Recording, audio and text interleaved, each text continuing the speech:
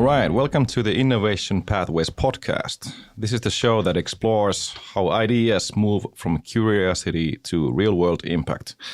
I'm your host, Tomi Tuovinen. I work as an Innovation Advisor at the University of Eastern Finland, where I help students and researchers take their first steps towards developing and commercializing their new ideas. And today we're talking about something essential for every modern university. And the question is this: how do we build a strong and supportive entrepreneurial culture? And how can student communities, universities, and venture capital work together to turn students and researchers' ideas into real investable startups? And I'm joined today by two fantastic guests. We have Mikael Myllymäki, venture capital investor at Redstone from North Karelia Growth Fund, investing in North Karelia. Mikael works closely with early-stage companies, bringing insights into what makes university-originated ideas compelling and how early projects evolve towards investment readiness. And then we have also Hanna Ojuva, who is the president of the Joensuu Entrepreneurship Society and also a student in theology.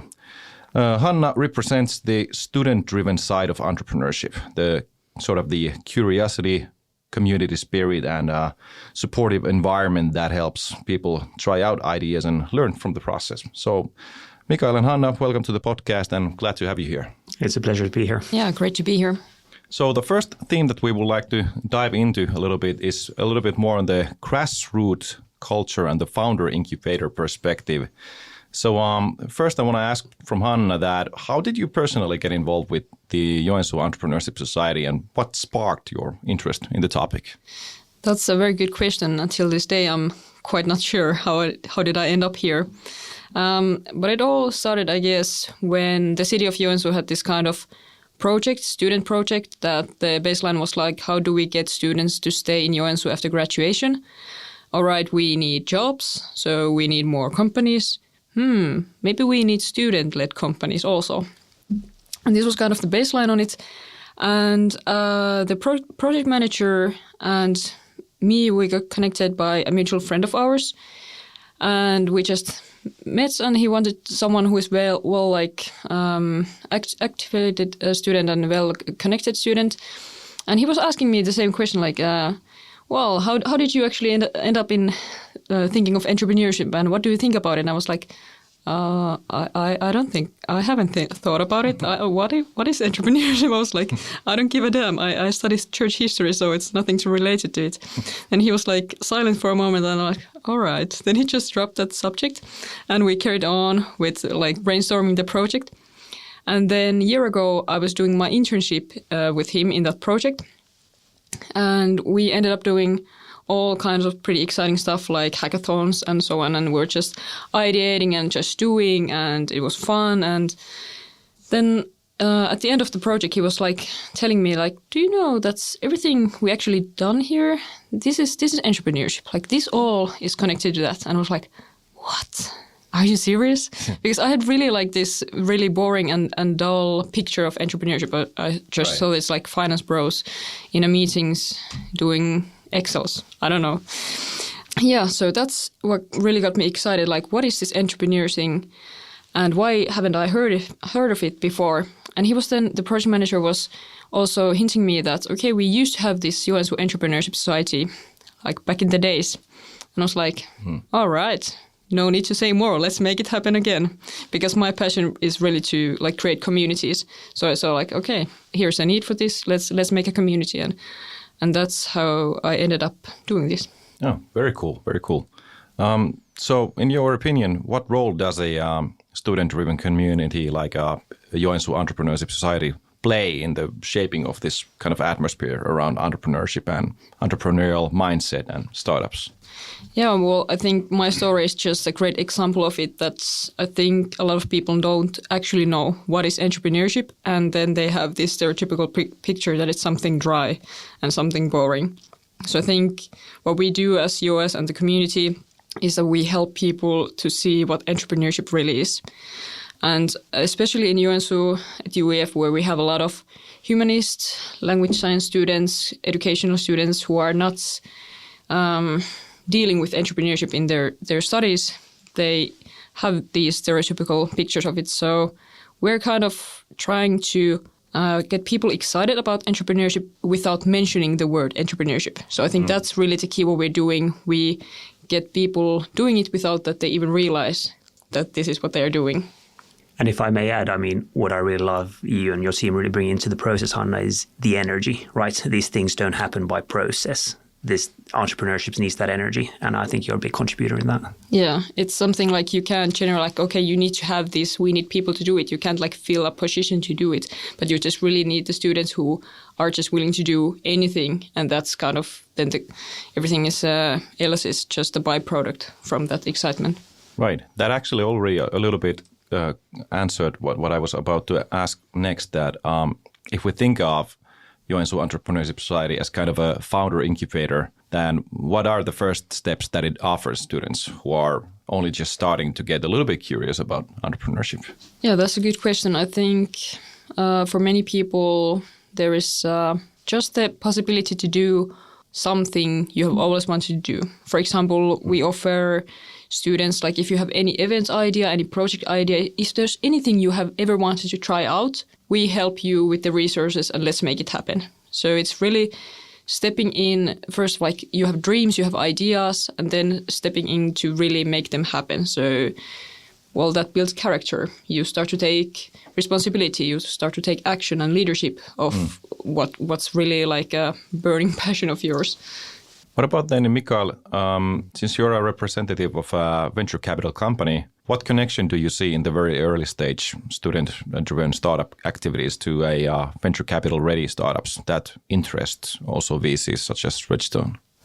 Well, I start by actually looking at the list of the most valuable companies we have today, right? Meta, Alphabet, or I guess Facebook or Google, if you call them that, they've got their roots deep in universities, right? And even more so when you look down the list of the most valuable companies, almost all of them are venture-backed. So I think there's a big connection between kind of what we're talking about here and really the sharpest end of the biggest and most valuable companies today.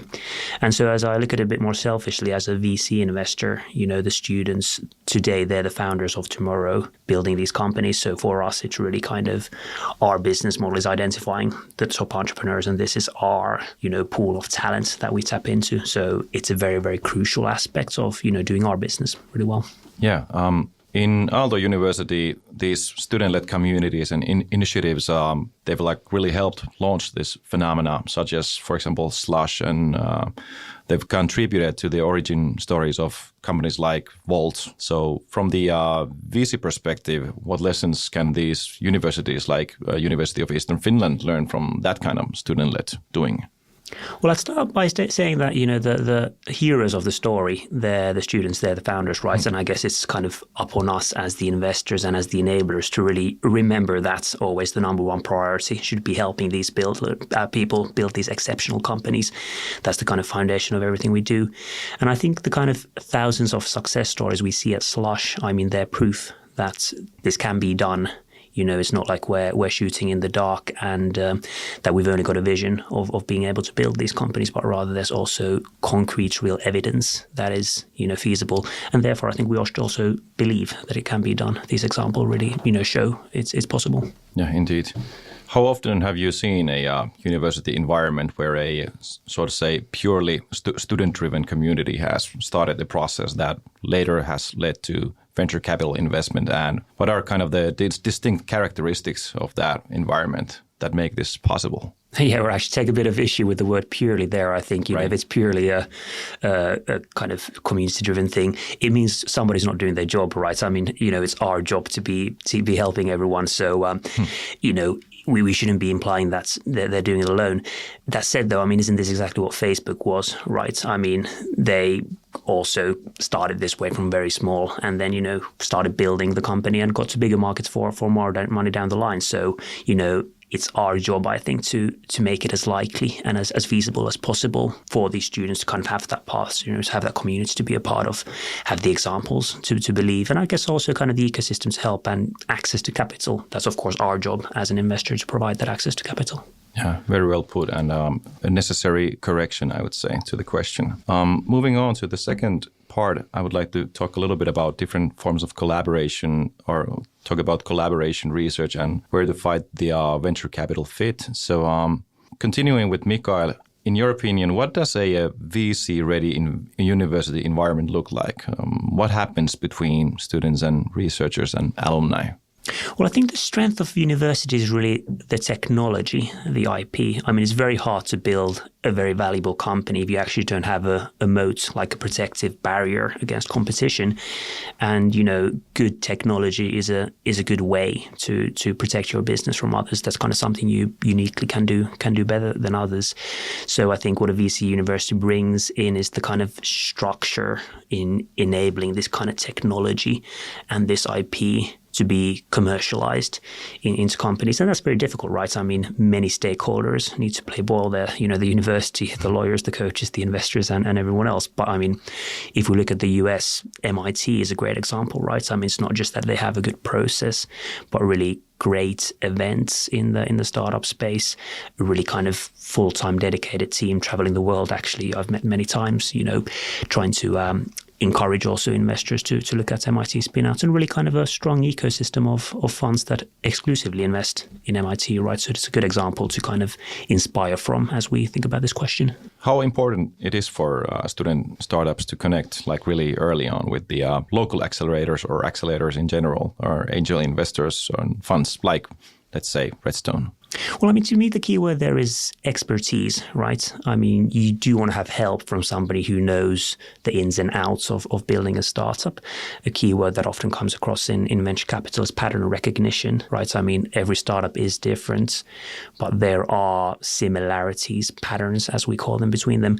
And kind of, I think, a big role of all of these, you know, projects or entities, that you mentioned, accelerators, investors, funds, is, you know, not just capital in the case of funds, but also that kind of expertise in kind of recognizing those patterns of what can go wrong, what are best practices, and in this way help follow. I mean, the customers will follow great products and sales, right? And the investors will follow great customers. That's clear. Right. If we were speaking directly to the UEF's leadership, what kind of a message would you give them about why investing in student communities and entrepreneurial culture is financially smart, or smart in general for the university and the region? Well, I mean, I have actually talked to them many times already. And I mean, the key message for me perhaps is really making entrepreneurship a third pillar besides research and teaching at universities, and really kind of back your people. You've got all these fantastic, aspiring and executing entrepreneurs, so really kind of give them the credit. I mean, at Redstone, we led a university startup index study not too long ago for 2025.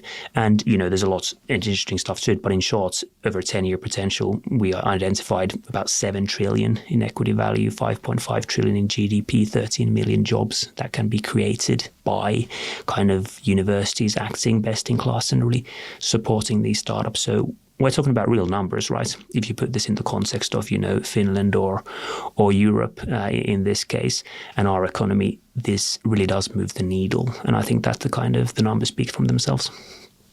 Moving on a little bit towards Hanna then, and some questions for Hanna.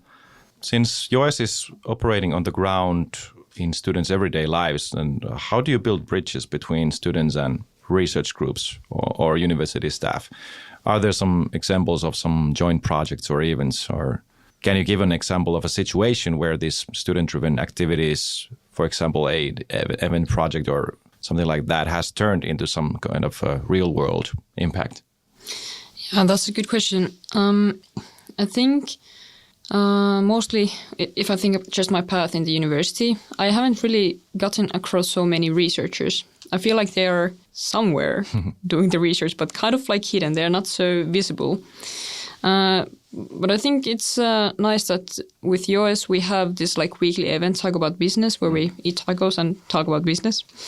A quite simple concept, and it's really open for everyone. So a few researchers from UEF have actually gotten into there.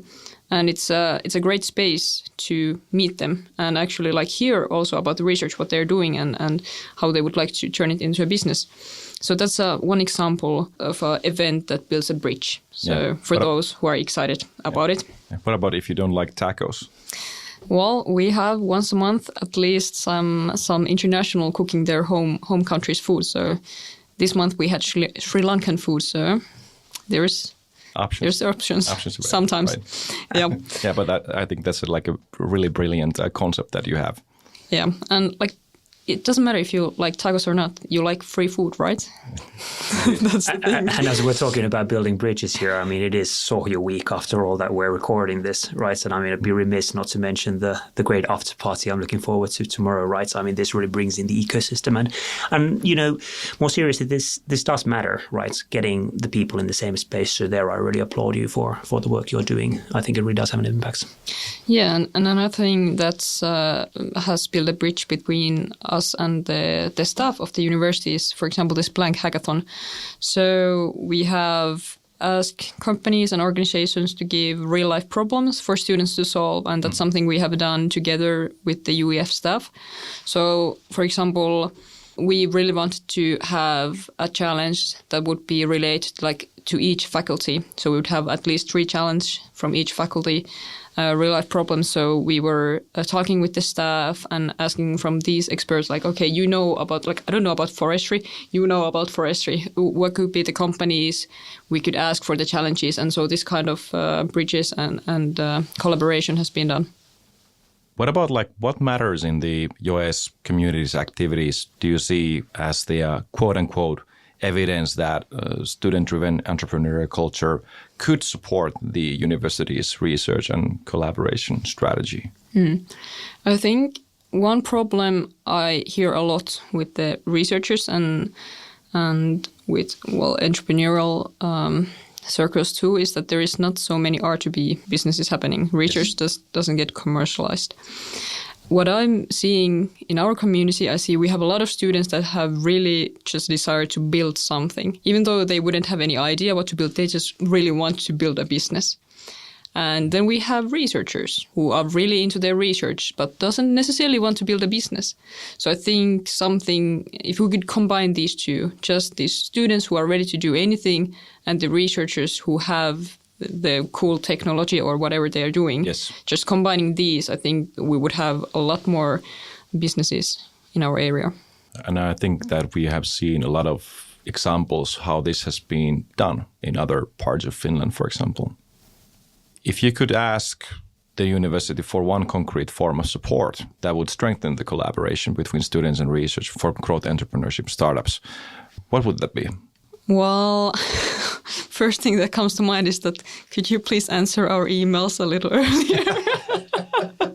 It was like we're doing the hackathon and really needing help, and then it just goes months go on and we're still waiting for the answer. Yeah. So I don't know, just activity on that side.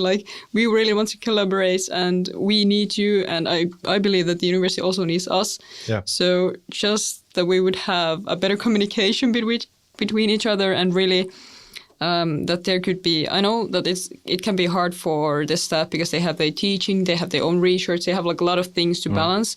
So then to add there, hey, want to make an event with students, that can be a lot. But I would say that probably there must be someone who has time for this. So maybe, I don't know.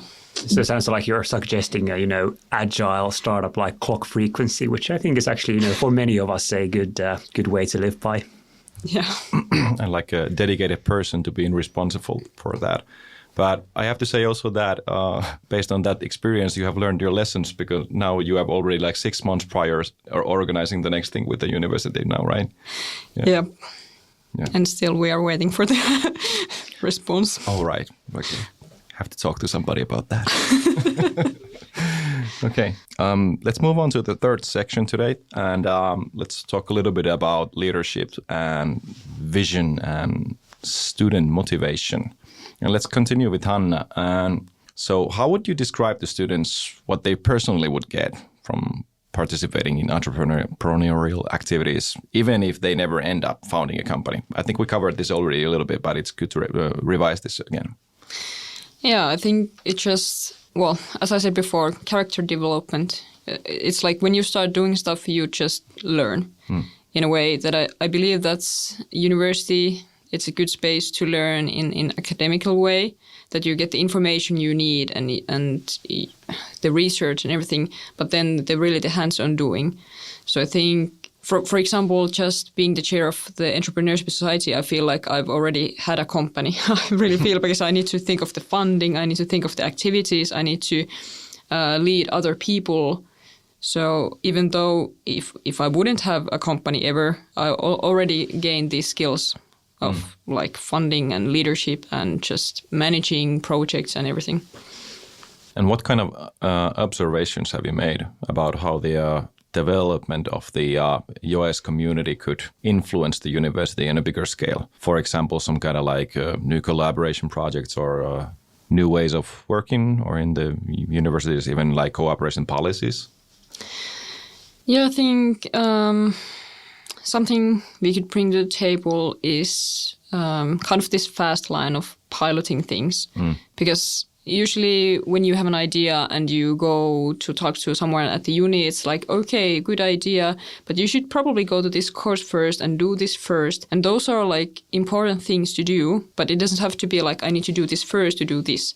So I think we could bring some more life. So kind of less bureaucracy on the side, but still the theory, kind of, I don't know, build a bridge between doing and thinking. And if I may add, I think also mindsets is really a key thing that you bring to the table. I mean, there usually is a lot more than just developing a great technology that goes into building a company, right? Product scaling, sales and all of that, and kind of getting that mindset in there of, you know, there's more to commercialization than just the technology, and kind of getting that in early as possible. I think that really helps down the line. So there again, I think this kind of combination is a very valuable one. Why do you think that student-driven entrepreneurial culture is not just like a nice extra, but it's an actual investment in the university's future startups and the region's vitality? Yeah, I think what Mikael said about the mindset goes really well to this question, in a way that when I have talked to a lot of students and just asking like, okay, what do you want to do after graduation? What are your dreams? And so on, which goes to the mindset. And people are like kind of depressed. Like many people are just saying that, I don't know, I probably graduate as unemployed, or I don't know, I just do something. And I think if we invest in this kind of community that brings life, that helps students to find their strengths and really helps them dream and just do what like ideas they get, then, well, that's good for the region, because then after they graduate, they have some kind of vision, some kind of clarity where they want to go, what they want to try, and what they already have been trying. So I think that's what it comes. Absolutely, like empowering these people. Yeah. Whatever they decide to do with their life. What about Mikael? Funds like Redstone see universities as potential long-term partners. So what would an ideal collaboration between UEF and venture capital players like you look like in 5 years?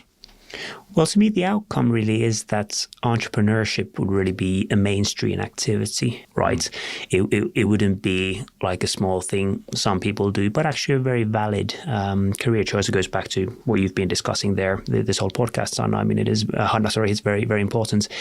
And kind of if we compare to, again, the Stanfords, Oxfords, MITs of the world, I think there's kind of a step further that's been done. And there's both the process aspects, but also really the kind of empowerment of the people, as we've been discussing, and just kind of that, belief, or allowing for that belief in making that to happen. And as an investor, really, I can't stress enough that for our North Karelia Growth Fund, right? I mean, it's critical for our success that there is, that opportunity for aspiring entrepreneurs, because they're exactly then the founders whom we can back in the next stage of the process. So we do want to see that as, quote unquote, fertile as possible. You were already talking a little bit about the main official missions of the university that are research and education.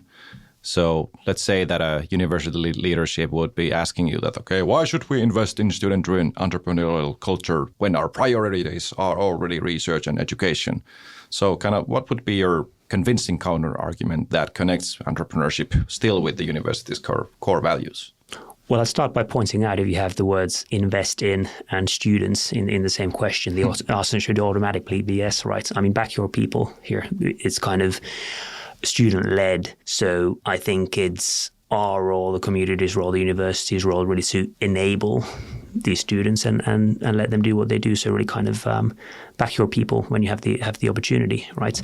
And when we put that into the broader context again of, the Finnish economy, North Korea, Europe, etc., we do need to innovate. We do need to create growth. We do need to scale global champions to the best of our possibility here. So universities are here to build the future, right?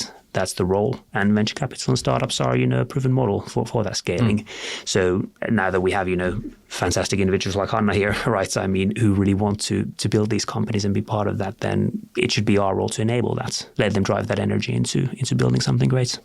If we look a little bit like even beyond Finland's borders, like you were already mentioning a few examples, but if we kind of look at the role of European universities, including the University of Eastern Finland, what kind of role could they play, like in building the next €1 trillion opportunity, the unicorns through startups?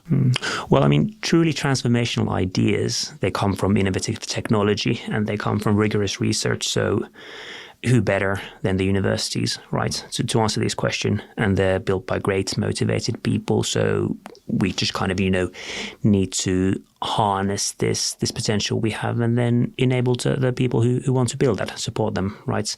And I mean, I always come back to what I mentioned at the beginning there. Startups is a people business, right? We need to back our people. And so it's kind of incumbent upon us as the ecosystem to help these great founders build great companies. And that really does have a difference and make a difference. If not universities, then who would it be? Exactly. Right. Awesome. So, well, that actually brings us to the end of today's episode already. Time flies when you're having fun. If you are a student, researcher, or a part of the university's leadership, today's discussion is also like an invitation for you. Support all sorts of experimentation, join the communities, and help the next generation of these creative thinkers and proactive doers grow into these formidable founders and to be globally investable startups in the long run. Big thank to you, our guests. Thank you, Mikael, for being here from Redstone VC, and thank you, Hanna, from Joensuu Entrepreneurship Society, for sharing your insights on these matters. And also, thanks to all of our listeners for joining this episode. Follow the show for any more conversations about how we are exploring the world of innovation and research and how ideas grow and move toward real-world opportunities. So, until next time, and stay tuned for the next episode of UEF Innovation Pathways podcast. Thank you very much. Thank you. Thank you.